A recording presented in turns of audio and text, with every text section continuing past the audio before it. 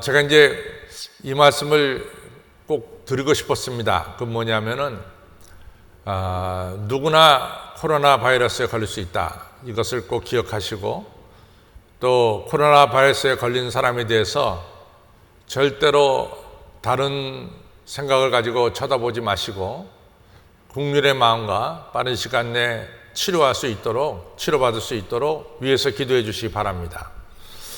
왜냐하면은 저한테 이제 생생한 계획 하나 기억이 있는데, 그것은 제가 전봉교회에 있을 때 그때 성지순례를 갔습니다. 근데 성지순례 갔는데 그때 1996년인가 아마 기억이 되는데 참 오래전 얘기죠. 근데 이제 가신 분들 중에 건강하신 권사님도 있고 또 약간 건강에 약한 권사님도 있어요.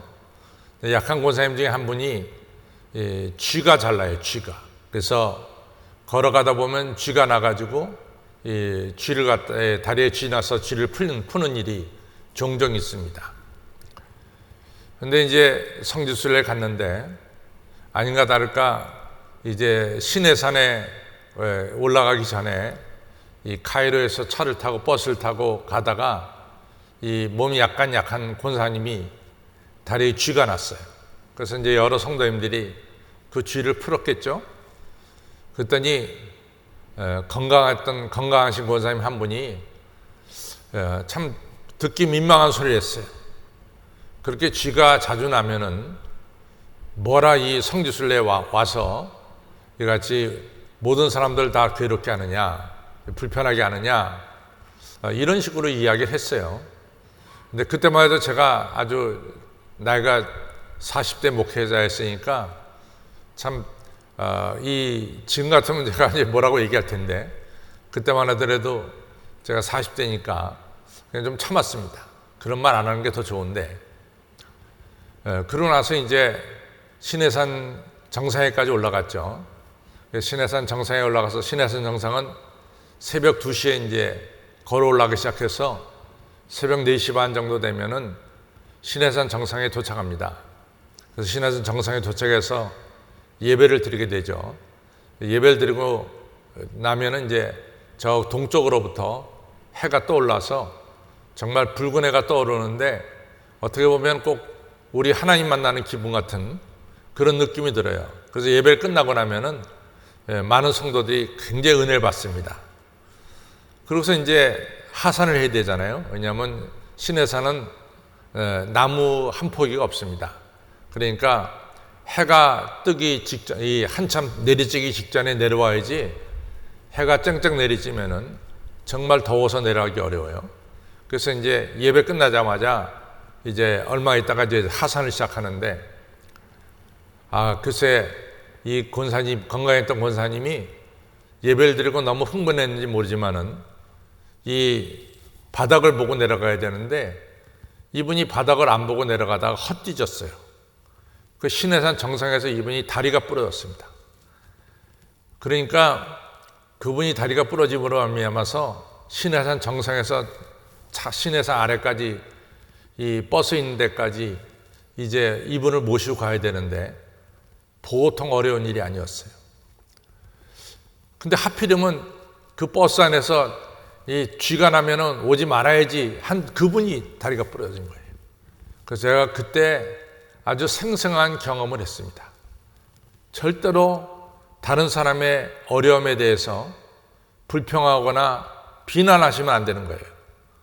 그 불평과 비난의 화살이 자기에게 그대로 돌아올 수도 있어요. 그래서 이 코로나 바이러스는 누구나 걸릴 수 있는 거예요. 여러분이나 저도 걸릴 수 있는 겁니다. 또 누구나 걸려서 누구나 이겨낼 수 있습니다. 충분하게. 하나님께서 치료해 주시고 고쳐줄 줄로 믿습니다. 그래서 주변에 코로나 바이러스가 걸린 분이 있으면 위에서 기도해 주시고, 또 저희 교회가 7월 26일, 8월 2일 두 주간을 이같이 영상 예배로 드리게 되는데, 또 하나님께서 영상 예배를 우리에게 드리는 데는 또 하나님 뜻이 있을 줄로 믿습니다. 그래서 2주간 동안 하나님의 뜻을 다시 한번 깨달으시고 그리고 더욱더 경건하게 주님께로 가까이 나가는 우리의 신앙생활이 되기를 바랍니다. 우리 다시 한번 코로나 퇴치를 위해서 기도합시다. 시작.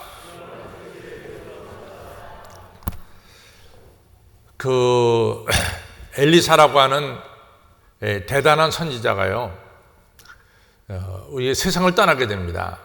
그래서 여러 예언자 중에서 우리가 최고의 예언자 하면은 두말할 것도 없이 엘리야가 되겠죠. 근데 엘리야의 후계자인 엘리사도 엘리야 못지않게 이 귀하게 하나님께 사용하신 예언자가 되겠습니다. 근데 이 엘리사 예언자가 이 열왕기하 13장에 보면은 세상을 떠나게 됐어요. 세상을 떠나게 되니까 그 당시의 왕이 요아스 왕인데, 요아스 왕이 이 엘리사 선지자가 세상을 떠나니까 너무 슬픈 거예요. 그래서 엘리사 선지자에게 찾아가서 나의 아버지요. 이제 그 당시에는 이제 우리가 이 목사님을 갖다가 father라고도 부르잖아요. 그러니까 마찬가지로 그 당시에 왕인 요아스 왕이 엘리사 선지자에게 나의 아버지요, 이스라엘의 마병이요 하면서 엘리사 선지자가 늙어서 세상을 떠나는 것에 대해서 너무 슬퍼하면서 울었습니다. 그때 엘리사가 요아스 왕 그 손에다가 엘리사가 손을 얹어놓고 안차를 시작했어요. 손을 얹고 기도를 한 거죠. 엘리사 선지자가 떠나더라도 이 요아스 왕이 이 나라를 잘 통치하기를 바란다고 하는 이런 하나님께 기도를 드린 거죠. 그때 이제 북이스라엘은 항상 누구한테 위협을 받았냐면 지금의 시리아, 성경에는 아람 나라라고 나오죠. 이 아람한테 늘 어려움을 당하고 있었어요. 그래서 엘리사 선지자가 세상을 떠나기 전에 북이스라엘 위해서 해줄 일이 무엇인가 생각하다가 이 요아스 왕한테 이런 얘기를 합니다. 동쪽에 있는 창을 좀 열라고. 동쪽에 창을 열었습니다. 그리고 화살을 많이 가져오고 활을 가져와라. 가져왔습니다. 당신이 저 동편 쪽을 향해서 화살을 쏘시오. 그랬더니 이제 요아스 왕이 그 화살을 가지고 동편 쪽을 향해서 3번을 쐈습니다. 그리고 더 이상 안 쐈어요. 그랬더니 엘리사가 크게 노했습니다. 왕이요, 왜 3번만 쏩니까? 5번, 6번, 7번을 쏴야지 왜 3번만 쏩니까? 하나님께서 당신을 붙들어서 저 북쪽 아람 나라를 하나님께서 진멸하도록 기회를 주셨는데 당신은 어째서 3번만 쏘시고 맙니까? 3번 동안은, 앞으로 1번, 2번, 3번은 당신이 아람과 싸워서 승리를 거둘 것입니다. 그러나 아람은 완전히 진멸되지 않습니다. 만약에 왕께서 5번, 6번, 7번 쐈다면은 아람은 진멸되고 더 이상 시리아란 나라는 북이스라엘을 공격하지 못할 것입니다. 왕이 3번만 쐈기 때문에 3번만 이기고 그 다음부터는 아람으로부터 어려움을 겪게 될 것입니다. 요아스 왕이 배포가 작았어요. 화살을 쏘라 그럴 때 6번, 7번 쏘면 되는 건데 그 3번 쏘고 말았단 말이죠. 그러니까 엘리사가 너무나 안타까워가지고 그런 얘기를 했습니다. 또 열왕기하 4장에 가서 보면은 어떤 일이 있냐면은 아시다시피 이 신학생, 옛날에는 생도라 그래요. 엘리사를 따르는 신학생들이 한 100명, 150명씩 갈멜에도 있었고 길갈에도 있었고 이같이 그곳에서 선지자가 되려고, 예언자가 되려고 엘리사에게 이제 배우는 사람들이 있죠. 그런데 생도 중에 하나가 갑작스럽게 세상을 떠났어요. 그러고 나서 생도 부인이 아들 둘만 데리고 있는데 생도 부인이 몰랐죠. 자기 남편이 그렇게 빚을 많이 지고 세상을 떠났는지 몰랐어요. 이 남편이 세상을 떠나고 나니까 빚쟁이들이 찾아온 거예요. 당신 남편이 나한테 빚을 졌다. 빚 갚아라 말이야. 그러니 과부가 된 이 생도의 부인이 너무 한심한 거죠. 남편 떠난 것도 너무 안타까운데 이 빚쟁이들이 와서 돈 달라 그러니까 돈이 어디 있습니까? 그래서 정말 가진 것 없습니다. 기다려 주십시오. 내가 어떻게 해서라도 남편의 빚을 갚겠습니다. 그랬더니 이 빚쟁이들이 물러서지 않고 그 사람에게 아들 둘이 있는데 그 아들들을 갖다가 팔아라. 노예로 팔아라. 그 당시엔 노예로 팔면 은 20세기를 받습니다. 그러니까 두 사람을 팔아서 은 40세기를 갖다가 나에게 빚을 갚아라. 이렇게 되니까 이 과부가 너무 억울한 거예요. 아들들 의지하고 살아야 되고 아들들이 있어야만이 이같이 재정적으로도 재물도 얻을 수 있는데 남자가 없으면은 그 당시 여자는 재산을 가질 수가 없습니다. 그러니까 이 생도의 과부가 너무 암담하니까 엘리사 선지자를 찾아왔어요. 사정이 이러이러합니다. 남편이 떠나고 빚을 잔뜩 남겼습니다. 엘리사 선지자님 좀 살려주세요. 엘리사 선지자가 묻습니다. 당신네 집에 도대체 뭐가 있어? 저희 집에는 기름 한 병밖에 없습니다. 그러냐? 이웃들에게 다녀서 그릇을 빌릴 대로 빌려라. 빈 그릇을 잔뜩 빌려와라. 그래서 이 두 아들과 함께 이 과부가 동네에 다녀서 빈 그릇을 잔뜩 빌려왔어요. 그러고 나서 창고의 문을 닫아라. 문 닫은 뒤에 그 남은 기름병을 기울여서 빈 그릇에다가 기름을 부어라. 그랬더니 기적이 일어나는 거예요. 빈 그릇들이 기름으로 다 채워지는 거죠. 그래가지고 빈 그릇이 하나도 없이 다 기름이 채워졌습니다. 엘리사 선지자에게 얘기했어요. 빈 그릇이 다 채워졌습니다. 더 그릇이 없느냐? 그릇 없습니다. 다 채웠습니다. 그러면 그 기름을 갖다 팔아서 그 나온 돈 가지고 첫째 빚을 갚고 두 번째는 남은 돈 가지고 두 아들과 함께 살아가시오. 이렇게 얘기했어요. 과부는 그 기름을 팔아서 남편이 진 빚을 다 갚고 그리고 남은 돈 가지고 두 아들하고 살게 된 것을 열왕기하 4장에서 아주 자세하게 이야기하고 있습니다. 성도 여러분, 이번 정부가 시작하면서 이 김동연이라는 분이 이제 경제부총리로 이 일을 시작했죠. 근데 김동연 그 부총리께서는 아주 진실한 크리스찬이에요. 그분의 이야기는 아마 여러분들 들은 분들은 많이 들었을 줄 압니다. 그분이 11살 때까지는 이 아버지가 이 사업을 해서 잘 살았어요. 근데 11살 때 아버지가 갑작스럽게 세상을 떠나면서 이 집이 가세가 기울어지기 시작했습니다. 이래가지고 김동연 이 부총리께서 큰아들이고 밑으로 세 동생이 있고 엄마가 있는데 엄마와 이 네 자녀들이 이 살 집을 빼앗겼어요. 갈 데가 없으니까 청계천 7가에 있는 무허가 판잣집에 들어가서 살기 시작했습니다. 어머니가 아이들을 살려야 되니까 어머니는 채석장에 가서 돌을 날랐고 그리고 시간이 나면 자판을 벌려가지고 돈을 벌어서 남겨준 네 아이를 키우기 시작했어요. 또 어머니가 채석장에 일 나가면 이 김동연 이분이 동생들 3명을 청계천 7가에서 이같이 데리고 지냈습니다.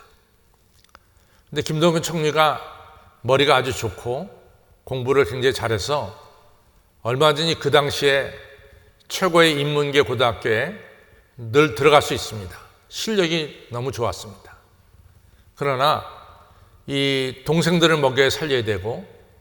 가정을 지켜야 되니까 김동연 총리가 덕수상고에 들어갔습니다. 그리고 덕수상고를 아주 좋은 성적으로 졸업하고 은행에 취직했어요. 은행에 취직해서 이제 고정적인 월급이 나와서 어머니와 동생들에게 이같이 먹고 살 수 있을 만큼 은행으로부터 월급을 받았습니다. 독신자 기숙사에 있는데 하루는 이 쓰레기통에서 이 책이 발견됐는데 그 책이 뭐냐면 이 사법고시, 행정고시, 외무고시 안내서책이 발견됐어요. 이분이 그 책을 쓰레기통에서 집어가지고 자기 방에 가서 읽기 시작했어요. 지금 은행에서 안정되게 월급을 받고 일할 수 있지만은 그때 김동연 총리는 그래, 개천에서 용이 난다고 하는 내 고시에 한번 도전해 보겠다. 이래가지고 이분이 정말 그 청계천 이 개천에서 이분이 가족이 살았는데 이분이 이 행정고시를 이같이 준비하기 시작했죠. 그래서 낮에는 은행에서 일하고 밤에는 정말 주경야독이라고 밤에 공부하기 시작했습니다. 이래가지고 이분이 행정고시에 패스했잖아요. 그래서 경제개혁원 사무관으로 들어가서 결국은 경제부총리까지 되는 이러한 일을 했죠. 이분이 말한 것 중에 저는 두 마디가 꼭 머리에 남습니다. 첫 번째가 뭐냐? 가난은 위장된 축복이다. 가난은 위장된 축복이다. 가난 밑에 가난을 벗겨내면은 엄청난 하나님의 축복이 있다. 가난은 위장된 축복이다. 이 첫 번째고, 두 번째는 꿈을 꾸되 황당하리만큼 황당한 꿈을 꿔라. 남들이 황당하게 생각할 만큼 황당한 꿈을 꿔라. 이 두 마디입니다. 꿈을 시시하게 꾸지 말라 이거죠. 이 큰 꿈을 꿔라 이런 얘기죠. 그래서 제가 그분 글을 읽으면서 느낀 게 참 이분은 이 어떤 자리에 있더라도 기죽지 않았고 가난은 위장된 축복이다. 가난 속에서도 기죽지 않고 그 가난 밑에 축복이 있다는 것을 기억하고 살았고, 두 번째는 그 당시에 은행 직원으로서 이같이 편안하게 이제 안정된 직업을 가지고 살 수 있었지만도 거기에 그분이 끝나지 않고 정말 개천에서 용이 난다고 하는 그 당시에 이 고시를 준비해서 이분이 행정고시에 패스했고, 또 이분이 사무관에 들어가서 얼마나 많은 행정고시 출신자들이 많아요. 그 사람들이 다 뭐 장관이 되고 뭐 이 경제부총리가 되고 그런 거 아닙니다. 어떤 분은 어느 정도까지 올라갔다가 다 옷 벗고 나오는 거죠.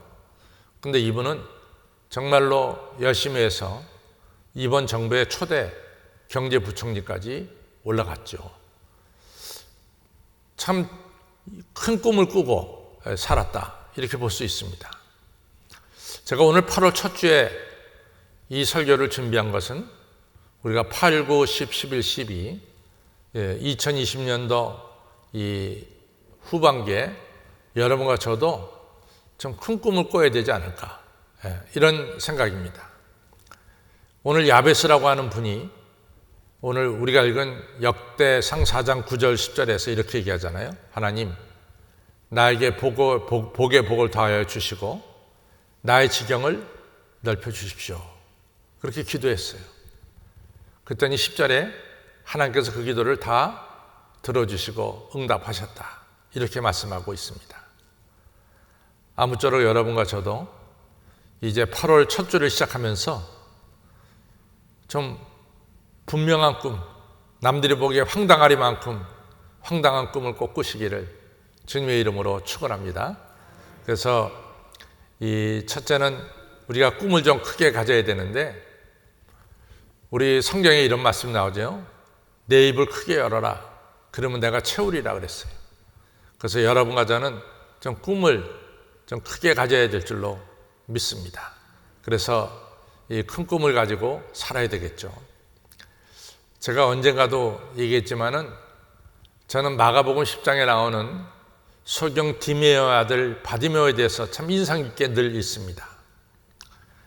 이 성경에는 아버지의 이름이 등장할 때는 그 사람 아버지가 유명하기 때문에 등장하지, 유명하지 않으면은 성경에 그 아버지 이름이 나오지 않습니다. 그 아버지의 이름을 성경에서 보면은 사람들이 다 알 수 있을 정도의 사람이 됐을 때 성경은 아버지의 이름을 기록합니다. 바디메오의 아버지 디메오가 나온 것은 그 당시 사람들이 디메오 하면 다 알았어요. 근데 이 디메오 가정에 바디메오가 태어났는데 소경으로 태어났어요. 그러니까 디메오가 많은 돈을 자기 밑에 있는 사람에게 주면서 이 자기 아들 바디메오를 키워달라고 내어 맡겼어요. 어떤 면에서 디메오가 자기 소경된 아들 갖다가 다른 데로 입양시킨 거죠. 버린 거죠. 그래서 돈을 많이 받은 이 사람이 바디메오를 좀 키우다가 바디메오를 그냥 버렸어요. 그래서 좋은 집안의 아들로 태어났는데 바디메오는 결국은 길거리에 버려진 이런 아들이 돼버리고 말았습니다. 그러니까 소경이고 버려진 아들이니까 할 수 있는 일은 거지밖에 없어요. 돈을 동냥하는 일밖에 없었죠. 그런데 분명한 것은 이 사람에게는 포기하는 이런 마음이 없었던 것 같아요. 내 운명이 이러니까 난 이런 운명대로 살아야 되겠다, 이런 사람은 아닌 것 같아요. 예수님께서 이같이 여리고로 오신다는 소식을 듣고 이 소경 바디메오는 안 보이니까 그냥 소리를 쳤어요. 다윗의 자손 예수여, 다윗의 자손 예수여. 옆에 사람들이 조용하라 그래도 소리쳤어요. 드디어 예수님의 귀에 들렸습니다. 예수님이 소경 바디메오한테 찾아가서 내가 네게 무엇 해주기를 원하느냐. 소경 바디메오는 지체하지 않았습니다. 제가 보기를 원합니다. 그 즉시에서 예수님께서는 이 바디메오의 눈을 뜨게 하셨죠. 바디메오는 나는 장님으로 태어났으니까 이것이 내 운명이다 그러고 살지를 않았어요. 그는 예수님이란 분은 어떤 병도 고친다는 소식을 듣고 예수님께 소망을 두었고 예수님께서 여리고로 오신다는 소식을 듣고 누가 뭐라 그러든지 소리쳐서 예수님을 찾았습니다. 결국 예수님 귀에 들렸고 예수님은 소경 바디메오의 꿈대로 뜻대로 그 눈을 뜨게 해주셨죠. 여러분들 요셉도 마찬가지죠. 요셉도 아시다시피 그가 꿈 때문에 어려움을 당했어요. 볕단들이 그에게 절하고 해와 달 별들이 그에게 절하는 그 꿈을 얘기했다고 해서 형들에게 미움을 사가지고 애굽 나라의 노예로 팔려갔죠. 근데 분명한 사실은 성경에 보면 이 보디발이라고 하는 애굽 이 군대 장관이 요셉을 보니까 요셉에게는 뭔가 남다른 게 있어요. 살아계신 하나님이 요셉과 함께하는 것이 보디발 눈에 보이는 거예요. 그만큼 요셉은 하나님을 향해서 늘 열려 있었고 하나님 주신 꿈을 가지고 늘 살고 있었다는 사실을 성경은 말하고 있습니다. 그가 감옥에 가든지 노예로 있든지 어떤 자리에 있든지 하나님이 그에게 주신 꿈을 요셉은 잃어버린 적이 없습니다. 드디어 우리가 한 대로 요셉은 애굽 나라의 총리 대신이 되는 귀중한 축복을 받게 된 거죠. 그거 갖다가 우리가 드림 컴 트루라고 그러잖아요. 꿈이 현실이 된 거 아닙니까? 저는 사실은 여러 책들이 있지만은 난 마틴 루터 킹 목사님이 쓴 책을 읽으면요 막 가슴이 이게 둥둥둥둥 거려요. 가슴이 이렇게 좀 뭔가 이렇게 흥분이 되기 시작해요. 정말 마틴 루터 킹 목사님은 한 세기에 날까 말까한 훌륭한 설교가고 웅변가입니다. 1963년 워싱턴 DC에서 그분이 연설할 때 그 많은 이 군중들이 말이죠. 그거 지금도 영상에 남았어요. 그걸 보세요. 사람들이 그 마틴 루터 킹 목사님이 I have a dream이라고 하는 연설할 때 말이죠. 사람들이 죽을 듯이 일어났어요. 죽을 듯이. 포쩍. 아니, 어떻게 사람의 연설을 듣고 그렇게 많은 사람들이 죽을 듯이 올라갔다 내려갔다 할 수 있느냐 말이지. 그 연설은 아브라함 링컨이 남긴 게티스버그 연설과 함께 이 세계 역사에 남는 유명한 역사죠. I have a dream. 저에겐 꿈이 있습니다. 이 나라 백성들이 언젠가는 깨어나서 모든 사람이 공평하게 창조되었다는 것을 깨닫는 날이 올 것을 저는 꿈꾸고 있습니다. 흑인이고 백인이고 다 공평하게 똑같이 창조되었다는 것을 깨닫는 날이, 이 나라 백성에 있는 날이, 깨닫는 날이 오기를 저는 꿈꾸고 있습니다. 저는 꿈꾸고 있습니다. 내 4명의 아이들이 피부색이 아니라 품성에 의해서 평가받는 날이 올 것을 저는 꿈꾸고 있습니다. 그 당시만 해도 너 흑인, 백인, 이 피부색에 의해서 사람이 차별당했는데 저는 꿈꾸고 있습니다. 피부 색깔이 아니라 그 사람의 품성에 의해서 평가받는 날이 올 것을 저는 꿈꾸고 있습니다. 세 번째, 저는 꿈꾸고 있습니다. 온 누리에 모든 사람들이 자유를 얻는 그 날이 올 것을 저는 꿈꾸고 있습니다. 너무나 훌륭한 꿈을 마틴 루터 킹 목사님은 꿈을 꾸고 있습니다. 어떤 분들은 어떻게 생각할지 모르지만요, 저도 꿈이 있어요. 가끔 우리 장로님들이 제 꿈을 알아가지고 이같이 대표 기도 시간에 기도할 때 제가 너무 흥분됩니다. 저 평양의 거리에, 아니 어떤 거리든 우리 한신교회가 하나님의 성전을 짓고 거기서 예배드리는 그 꿈을 저는 지금도 꾸고 있어요. 하나님 언젠가는 그 남북이 갈려진 이 땅에 평화 통일을 주시고, 그리고 북한 땅에 허물었던 교회들이 다시 세워지고, 다시 옛날에 평양의 거리가 예루살렘 거리라고 했는데 다시 예루살렘 거리처럼 하나님을 찬양하는 놀라운 역사가 있기를 저는 꿈꾸고 있습니다. 여러분들 2020년도 꿈을 꾸세요. 꿈을 꾸시기 바랍니다.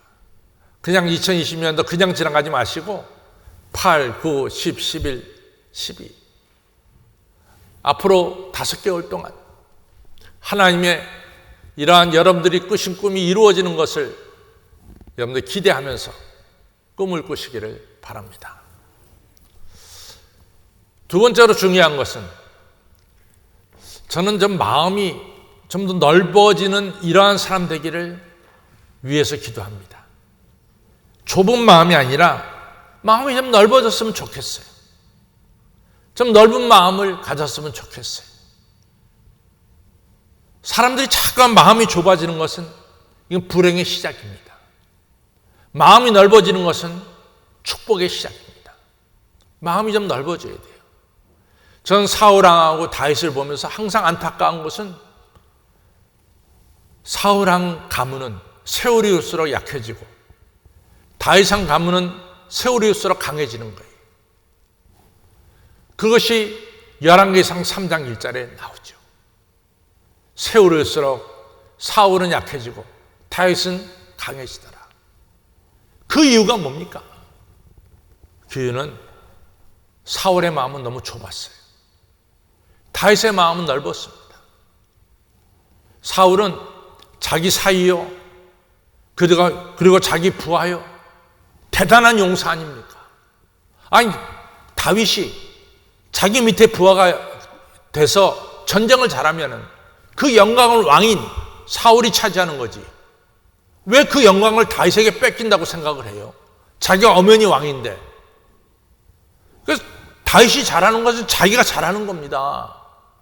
그것을 왜 품지를 못하고 말이지. 여인들이 다윗이 죽인 자는 만만이고 사울이 죽인 자는 천천히라는 말에 질투가 생겨서 다윗을 죽이려고 합니까? 그 좁은 마음이 결국은 사울을 구렁텅이에 빠뜨렸어요. 그러나 다윗은 넓은 마음을 가졌어요. 나중에 이제 아시다시피 다윗이 시므이라는 자가 이 비루한 자여 하면서 다윗을 욕할 때 다윗은 그 욕도 받아들입니다. 저 하나님이 내게 주신 하나님의 진노라고. 다윗은 마음이 넓었어요. 여러분들, 우리가 살면서 마음이 좁으면 안 돼요. 마음이 넓어야 돼요. 다른 사람의 앞길을 여러분과 저는 열어줘야지 다른 사람들의 앞길을 막으면 절대로 안 되는 거예요. 우리는 마음이 넓은 사람이 되어야 됩니다. 하나님, 내가 이 마음의 폭이 좀 넓어질 수 있도록 은혜를 베풀어 주옵소서. 우리 마음이 좀 넓어져야 돼요. 아브라함 링컨 대통령이 1861년에 이같이 대통령이 되죠.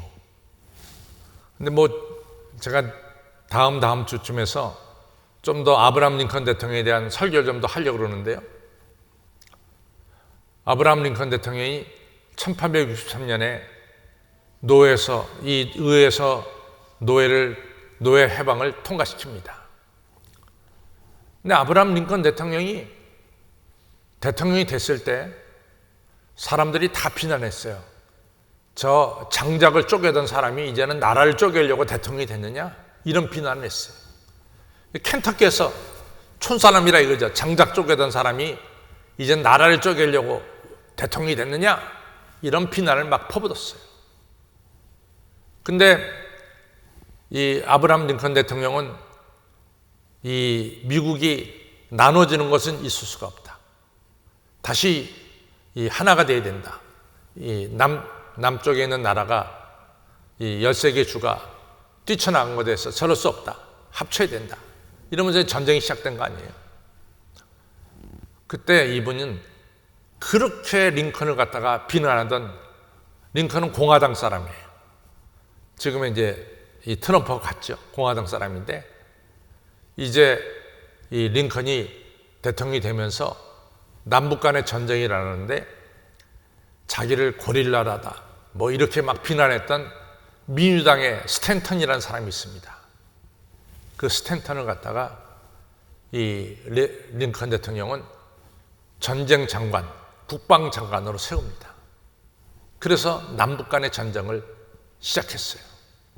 그 전쟁이 무려 4년 걸렸어요. 그리고 그때 전쟁에서 62만 명이 죽었대요. 근데 그 62만 명이 어느 숫자냐면 제1차 대전, 제2차 대전, 한국전쟁, 월남전쟁, 이때 죽은 군인의 숫자보다 더 많은 숫자가 62만 명이랍니다. 그러니까 얼마나 많은 사람이 남북전쟁 때 죽었는가 우리가 알 수 있죠. 1차 대전, 2차 대전, 한국전쟁, 월남전쟁에서 미군이 죽은 숫자보다 더 많은 숫자가 이같이 남북전쟁에서 죽었어요. 그러나 1800 이같이 우리가 한 대로 65년에 승리를 거둡니다. 북군이 승리를 거두죠. 그래서 링컨이 재선이 되죠. 두 번째 대통령이 되죠. 근데 얼마 있다가 총에 맞아 죽었죠. 미국의 역사가는 링컨이 이 전쟁에서 승리할 수 있었던 것은 넓은 마음이었다. 그가 그를 비난하는 스탠턴까지도 품을 수 있는 넓은 마음이 이 남북전쟁에서 승리를 거둘 수 있겠다. 이런 이야기를 합니다. 여러분과 저가 늘 기도해야 돼요. 하나님, 마음 넓어지게 해주세요. 또 우리 연세가 드신 우리 장로님들은요, 늙어가면서 마음이 좁아지면 너무 추합니다. 늙어가면서 마음이 넓어져야 돼요. 점점 마음이 넓어져야 돼요. 하나님, 우리의 마음이 넓은 마음, 그리스도를 닮아가는 마음, 내 모든 소원, 내 그리스도를 닮기를 원함이라 한 것처럼 여러분과 저의 마음이 넓은 마음이 되기를 바랍니다. 첫째는 큰 꿈을 크시고 두 번째는 넓은 마음을 가지시고 2020년도 8월부터는 좀 더 큰 헌신을 하시기 바랍니다. 좀 더 큰 헌신을 하시기 바라요. 좀 더 많은 헌신을 하기 바랍니다. 제가 이런 얘기 오늘 우리 유가족들이 왔었는데 미안하지만 내 장로님들하고 목사님들 앞에는 얼마든지 할 수 있어요. 여러분들 헌금 액수가 늘어나야 돼요. 왜 헌금 액수가 똑같아? 줄어들거나. 그건 아니에요. 여러분들이 하나님께 드리는 헌금 액수가 늘어나야 되는 거예요. 그걸 목표로 삼아야 되는데도 내가 헌신하는 시간이 좀 더 넓어져야 돼. 좁아지면 안 되는 거예요. 저는 늘 그 생각을 하고 있어요. 하나님, 내가 하나님께 헌신하는 모든 것이 좀 더 커지기를 원합니다. 헌신의 폭이 넓어지길 원합니다. 기도도 내 가족, 내 친척, 넘어서서 다른 사람을 위해서 충부하는 기도의 폭이 좀 넓어져야 돼요. 우리가 헌신하는 게 좀 넓어져야 돼요. 헌신의 폭이 넓어져야 됩니다. 성도 여러분들, 헌신의 폭이 넓어지세요. 헌금 드리는 하나님께 바치는 액수도 좀 더 커지고 오병이어를 바치는 어린아이처럼 하나님께 바칠 때 하나님께서 5,000명은 넘는 엄청난 사람들을 먹이시고 12강조에 남게 했잖아요. 모든 것이 좀 더 헌신의 폭이 넓어지는 이러한 2020년도 후반기가 되시기를 바랍니다. 제가 3가지를 얘기했어요. 큰 꿈을 꾸시길 바랍니다. 큰 꿈을. 마음의 폭을 넓히세요. 그 다음에 헌신의 폭도 커지시기를 바랍니다. 그래서 여러분들의 모든 꿈이 이루어지고 마음이 넓어서 그리스도를 닮아가고 헌신의 폭이 커져서 하나님을 기쁘게 해드리는 2020년도 8, 9, 10, 11, 12가 되기를 주님의 이름으로 축원합니다.